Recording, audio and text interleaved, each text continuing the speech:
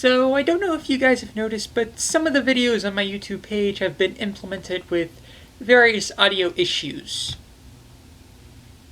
You wouldn't be having any of these issues if you were following me on Vimeo. Go ahead, the link is right here. Or right here.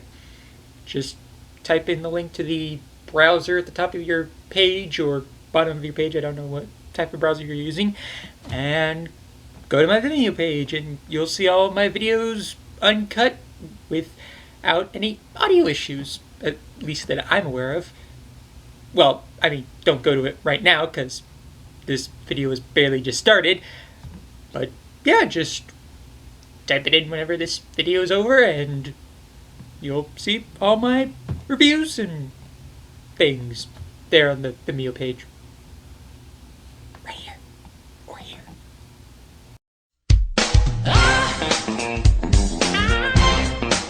Well, you can tell by the way I use my walk. I'm a woman's man, no time to talk. Music loud and women warm. I've been kicked around since I was born. Now it's alright and it's okay, and you may look the other way, but we can try to understand the New York Times effect on me. Whether you're a brother or whether you're a mother, you're staying alive, staying alive. Through the city breaking and everybody shaking, people staying alive, staying alive. Staying alive, staying alive. Staying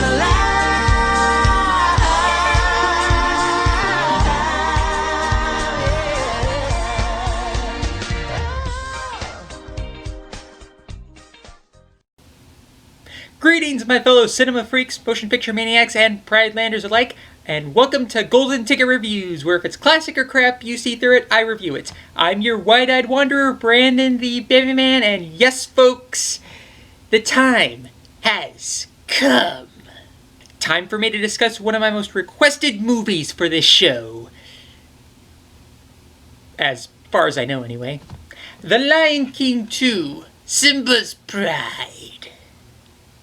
This'll be fun. Released in 1998, 4 years after the release of the original Lion King, this lovely animalistic send-up of Romeo and Juliet was soon regarded as one of the best-known Disney sequels of all time. And it's definitely received a wide response from people over the years. Some like it and some don't. Just listen to some of my friends and see what they have to say about it. So what I think about this movie, it was amazing. So far, this movie went to be a success. The story was great, the script was great, based on this Romeo and Juliet was great. Everything looks fantastic. This, hands down, is the best Disney direct-to-DVD movie I have ever seen. Oh my god, this is the coolest movie I've ever seen in my life! If I had to choose between the original Lion King and this movie, I had to say that my favorite out of the both of them is this movie. The story is captivating, and how could it not be? It's based off Romeo and Juliet. The characters are relatable.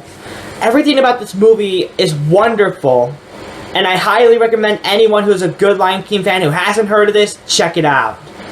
You want to know my thoughts on Lion King 2, huh? You really want to know? You truly want to know? Do you really, really, really want to know? It ain't that bad.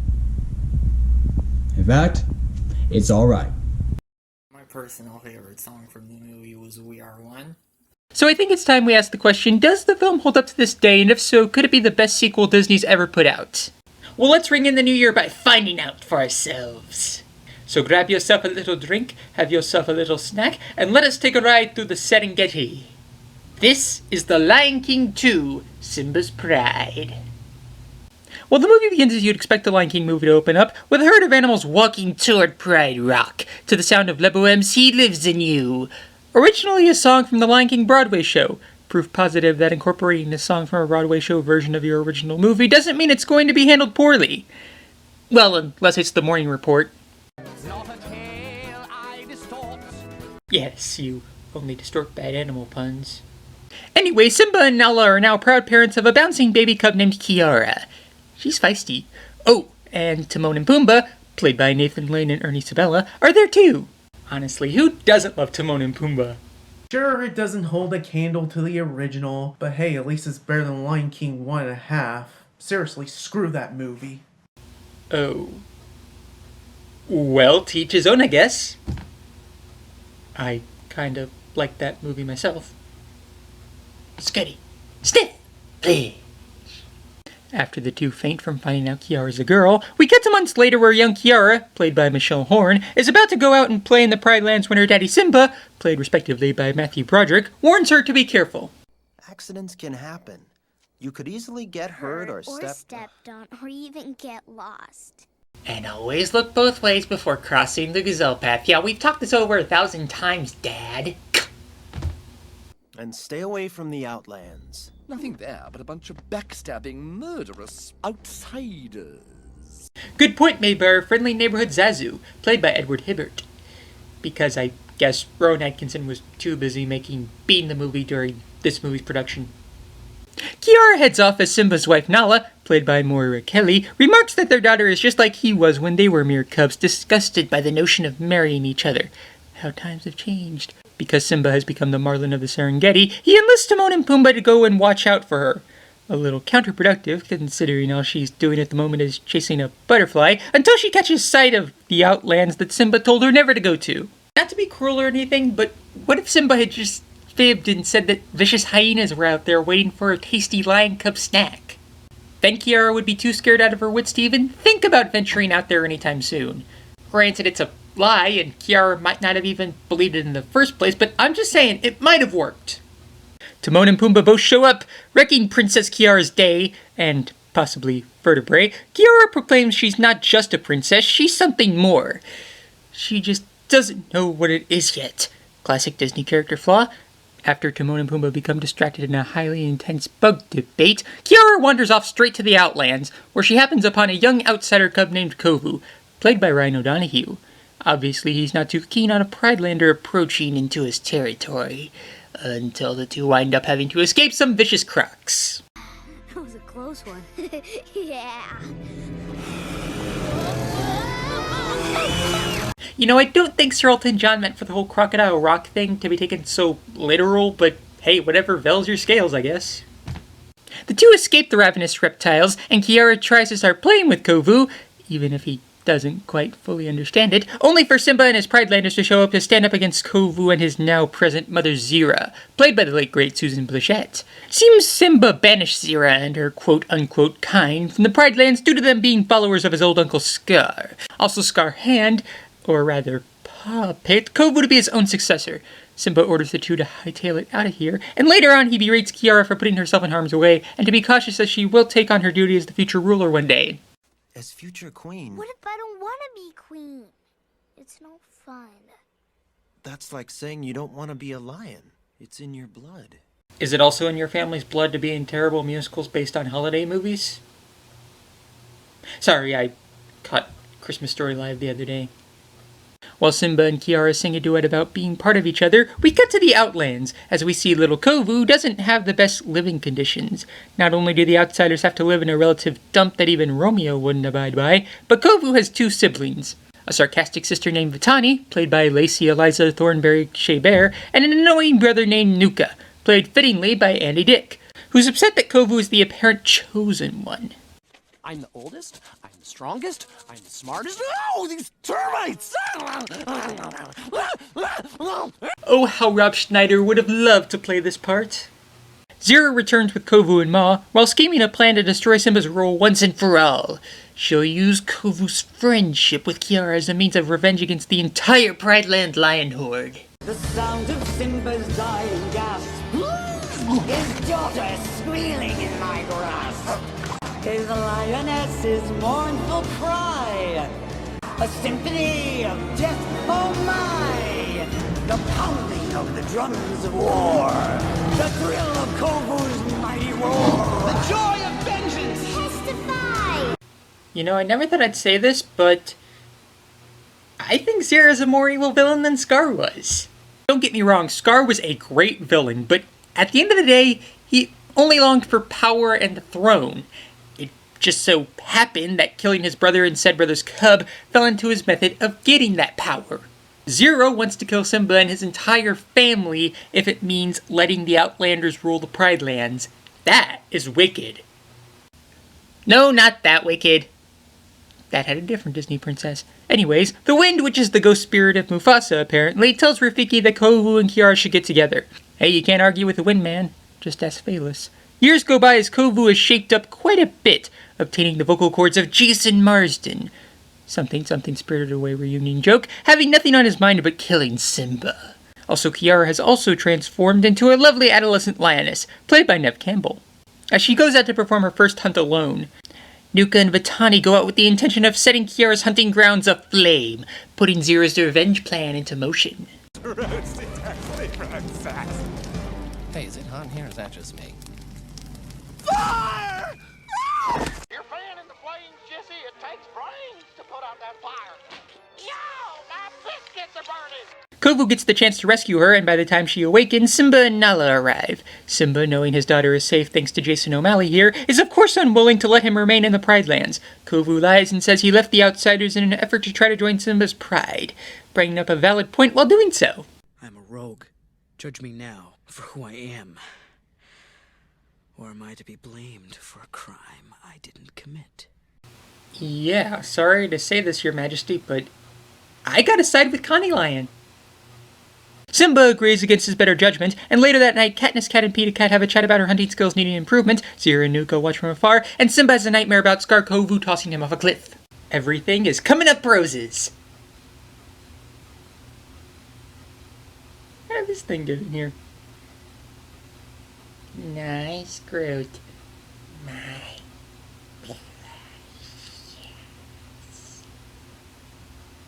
The next morning, Kovu attempts to strike Simba, but is interrupted by Kiara, and that hunting session he promised her, which in turn is interrupted by Lenny and Squiggy wanting to use Kovu as a means of bowling birds.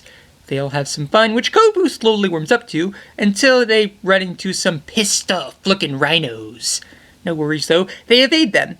And later that night, they gaze up at the stars while also revealing some personal drama of their own. He wasn't my father, but he was still part of me. My father said there was a darkness in Scar that he couldn't escape. A Disney sequel with actual emotion? Please. If I wanted to see more high-quality Disney sequels, I'll just stick with The Fox and the Hound 2. Thank you very much.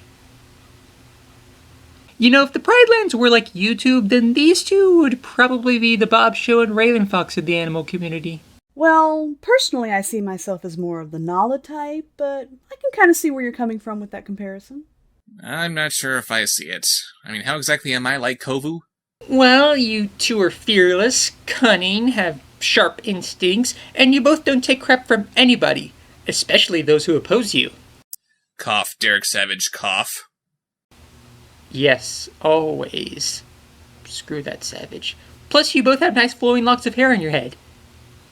Granted, yours is probably more well-groomed than his. Damn straight it is. Oh, why, thank you. Well, thanks for the compliment, buddy. Anytime. So, back to the review? Oh, right. Thanks, Ray. So anyway, we see Simba watching from afar looking for celestial advice. No, not that kind. I was seeking counsel from the great kings. Did they help? Silent as stars. You can talk to the moon, but the stars won't listen. Well, unless you're in a Care Bear movie, I guess. Care Bears was freaking weird. Speaking of weird, Rafiki, played by the late great Robert Guillaume, shows up like a ninja and whisks Kovu and Kiara to his own love paradise where other animals are dancing like it's 1999 and there's a conga line and weird colors are showing up all over the place. The Lion King 2, for those who thought the pink elephant scene from Dumbo wasn't trippy enough. Also, on a brief side note, the song Rafiki sings during this entire scene is called Umpendi, which I assume is a play on the Swahili word for love, upendo. To be honest, though, I think Upendi just sounds sweeter. Don't you? I mean, that's just me, though. But seriously, don't you? Later that evening, Simba invites Kovu into the den, which Vatani takes notice of and tells Zira about, Looks like betrayal's on the menu. Kovu attempts to let Kiara know that he's fallen in love with her and that Zero has a plot that he doesn't want to take part in anymore. Shames SIMBA'S to cockblock him and take him to the outskirts of the Pridelands, where before the two can really get a chance to know each other better, Zero and the Outlanders show up and lead Simba to believe Kovu set them up. Kovu claims he had nothing to do with this, but that doesn't stop Simba from fighting like a boss and scaling a wall to escape, unknowingly leading to the death of Kovu's brother Nuka by falling logs. Zero reacts by blaming Kovu for the incident and swiping her claws across his face, leaving a nasty scar. And just rub some baobab juice on your face and you'll be right as rain. Kovu runs off to beg forgiveness from Simba, only to find a herald of other Prideland denizens there ready to berate him for his wrongdoing. Quick question, what if Zero had knocked out Kovu cold for a day or two, or worse, forever? How would Simba treat the situation then? Your Highness, how long do we have to wait for this Kovu fellow to show up? He'll be here, Thurston. Just wait a few minutes. 2 hours later. When did you say he was coming, sire? Soon, Hazy. Very soon. Trust me. 10 hours later. Sire, are you quite certain he's coming soon? The animals down below are getting quite restless indeed. More restless than that Patience, Zazu, patience. He'll get what's coming to him soon enough. The next morning, probably. Simba? Simba? Your Majesty? That's good. Let's just head to the watering hole. He'll probably meet us there later. Oh, please, dude. He's gonna be busy with Nala, bro. Get your mind out of the gutter. Bite me, Racing Stripes wannabe. Well, as you'd expect, Kovu is musically kicked out of the Pridelands, which doesn't make Kiara too happy. She runs off only to meet Kovu at the edge of the Pridelands. Let's get out of here. We'll run away together and start a pride all our own. Fanfiction writers, do with that what you will. If you haven't already, I mean. The two decide to head back just as the war between the Pridelanders and the Outlanders has commenced. Also, it's storming. Apparently, Matrix weather is the same as in the Pridelands. The fight begins with Simba and Zero soon in a stalemate, but Kovu and Kiara arrive to break it up. Stand aside. Daddy, this has to stop. Oh, come on, Kiara, honey. Refer to him as Father or Your Highness. That would be more appropriate. Kiara reminds her Daddy King about the wisdom he passed on to her about them being one, and the two of them reconcile. Zero wants to keep this party of violence going, but Vitani agrees with Kiara, and soon the rest of the Outlanders follow suit. Zero then tries to attack Simba, only for Kiara to leap against her, and they take a little tumble off the cliff. Kiara catches herself and tries to save Zero, but her hate is too great and she plummets to her untimely doom. Well, Kovu lost his psychotic mother, but hey, now all the lions can head off to Pride Rock. And so the movie ends with Kovu marrying Kiara, Simba and his family taking part in a classic loud yawning competition, and Mufasa expresses his happiness at how his son made the right call. Granted, Mufasa as the spirit wing did suggest to Rafiki that the two of them should hook up in the first place, but guess kings have more authority than paranormal weather conditions, however that works. Anyway, that was The Lion King 2 Simba's Pride. And honestly, this is my favorite Disney sequel of all time.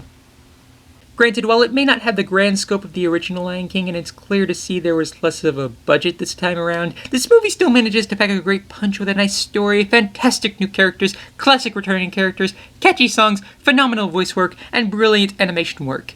Really, the only flaw this movie is going for it in my eyes is that several of the returning animal cast of characters isn't given as much to do as in the previous film. Ella especially was pretty underutilized in my opinion. It's not to say she doesn't have any time to shine, but it would have been nice to see more of her and Kiara interacting. Granted, this is more of a story about father and daughter, but hey, the mom still has a say. Overall, The Lion King 2 Simba's Pride has enough meat in its veins to entertain young and old and gives a meaningful continuation to the world of the Pridelands, coming in at 4.5 Jason Martin cat hunting lessons out of 5. Well, it's a real bummer that I didn't get to this sooner, guys, but I sincerely hope it was worth all the wait. thank you for sticking by me through 2017. Whether you watched any of my videos, followed me on social media, or commented on any of my videos, or even just stopped by my channel page, seriously, thank you guys so much. I love you, crazy kids! Sound like a crazy grandpa there, don't I? Anyway, until next time, I'm Brandon the Bambi Man, and I cannot wait to see what this new year is going to bring to the table.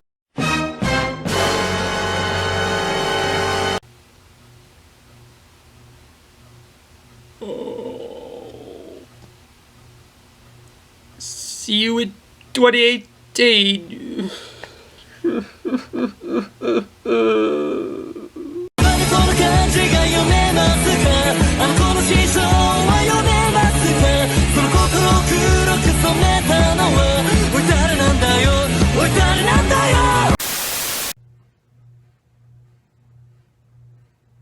Live action movie.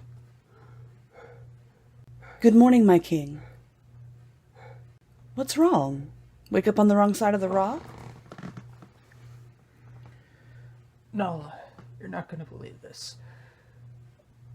I just had a horrible nightmare about you being portrayed in a movie by the single ladies lady. If that's a redundant statement, I don't know what it is. And I was being played by the guy who once claimed that a Michael Cera Shaft movie would be awesome. Think a little morning patrol with me would clear your head, honey? Yeah, I think we should. Could be Rob Lowe playing you. Shut up, Kiara.